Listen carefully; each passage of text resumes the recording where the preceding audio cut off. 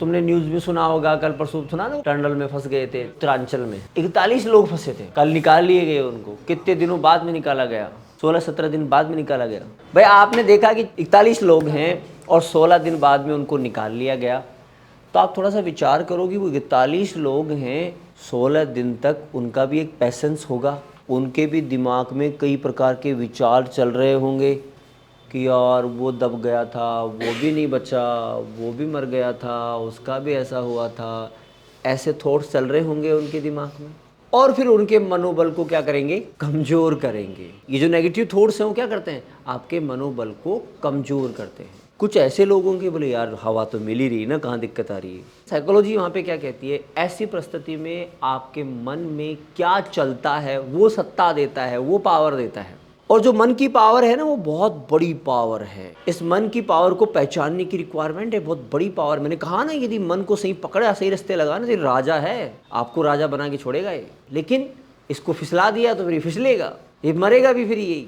अब आप सोचो, ऐसी परिस्थितियों में जो काम करने वाले लोग हैं या फिर जो लोग बचाने वाले लोग हैं, उनके भी तो प्रयास हैं। एक प्रयास, दो प्रयास, दो प्रयास पे तीन प्रयास, तीन प्रयास पे चार प्रयास, प्रयास से प्रयास चल रहे हैं, तभी तो हुआ। नहीं ऐसा नहीं कि मान ले कर यार अब तो घर वालों को इन्फॉर्मेशन भेज दो, मतलब तो बस जो है उसी में मुआवजा ले लो सरकार से, मस्त रहो। ये क्या है? ये सब क्या है कि कोई भी काम जो होता है ना, कई बार अच्छे तरीके से काम हो जाते हैं, नहीं होते तो नहीं भी होते।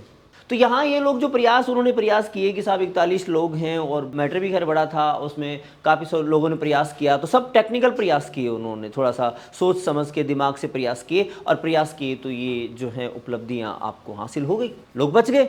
नहीं तो ऐसा भी हो सकता था कि ऊट पटांग तरीके लगाए, तो उसके चक्कर में पहले वो टनल जितनी ढही थी और ढह जाए, वही दबा के मर जाए, और बचाने वाला और मर जाए। ऐसा हुआ, बहुत बार हुआ।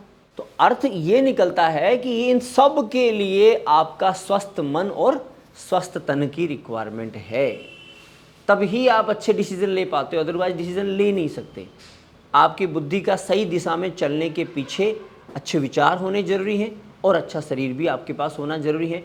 पूरा फ्री माइंड, सारी व्यवस्था होनी चाहिए, पूरा शरीर फ्री होना चाहिए, हल्का होना चाहिए, और मस्तिष्क पूरा हल्का होना चाहिए।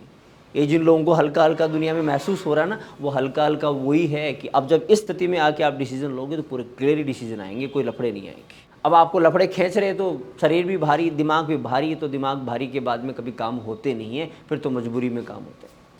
होता ना, आदमी का शरीर भारी हो रहा है, फिर किताब पकड़ रहा है, फिर वैसे पढ़ रहा है, कुछ नहीं पढ़ रहा है, वो टाइम पास कर रहा है, पढ़ा जा नहीं सकता ऐसे कभी। वो तो जब आदमी पूरा क्लीन होगा ना, यहाँ से कोई ऑप्शन है ही नहीं गड़बड़ का, कोई टेंशन तनाव की बात है ही नहीं उसके पास, तब जाके पढ़ाई होती है, इससे पहले पढ़ाई नहीं होती। तो इसलिए कह रहा हूँ, ये जितना भी लोग जज्बा दिखाते हैं, जितना भी लोग जो हैं वीरता दिखाते हैं, ये सब इन चीज़ों से फ्री होते हैं। जितने भी वीरता के पुरस्कार लोगों ने लिए हैं, वो सब लोग अपने शरीर की कचरे से और बुद्धि के कचरे से फ्री रहते हैं वो लोग, तभी वो अच्छे डिसीजन ले पाते हैं। तुम किसी अच्छे इंटरव्यू में सक्सेस होंगे तभी होंगे कि अचानक कोई क्वेश्चन पूछा, अचानक क्वेश्चन का तुमने रिप्लाई कर दिया। तुम तभी कर पाओगे जब तुम यहाँ से पूरा फ्री रहोगे, शरीर से फ्री रहोगे, ना शरीर तुम्हें दिक्कत कर रहा है, ना ये ब्रेन तुम्हें दिक्कत कर रहा है, ना ये मन कभी तुम्हें भटका रहा है, तब तुम डिसीजन ले पाते हो, इससे पहले नहीं पाते। ये तुम्हारे मन की, शरीर की जो कमजोरियां हैं वो तुम्हें छोड़ेंगे नहीं, खाएंगे तुम्हें, क्योंकि लेके भी तो तुम ही आए हो इनको, निमंत्रण तुमने ही दिया है, शरीर में तुमने बसाया, तो काम तो करेंगी, कहाँ जाएंगे। तो ऐसे जो एग्जाम्पल हैं भाई, बड़ा बहुत अच्छा एग्जाम्पल है, देश के लिए बधाई की बात है, खुशी की बात है कि उन्होंने कोई कार्य किया, मिशन किया, उसमें वो सक्सेस हुए, और सक्सेस होकर इतने सारे लोगों को उन्होंने बचाया। तो मूल रूप से इनको साइकोलॉजिकल तरीके से देखा जाए तो साइकोलॉजी यही कहती है कि आपका स्वस्थ शरीर और स्वस्थ मन ही ऐसे काम करवाता है। तो आप सब लोगों को भी अपने मन और मस्तिष्क को और शरीर को स्वस्थ रखने के अभ्यास में जुट जाना चाहिए, और हमेशा स्वस्थ ही रखना चाहिए। ओके, जय हिंद।